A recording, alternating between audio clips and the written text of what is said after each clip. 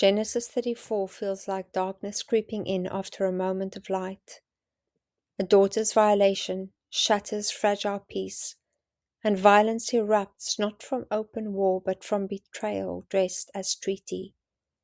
Words are traded in dangerous tones, grief thickening the air inside a family already stretched thin. Deceit answers outrage, circumcision becomes trap, and slaughter follows when negotiations seem to promise resolution. The land is left stunned into silence, a father's anger impotent against his son's fury. The chapter does not rush to resolve what has been broken.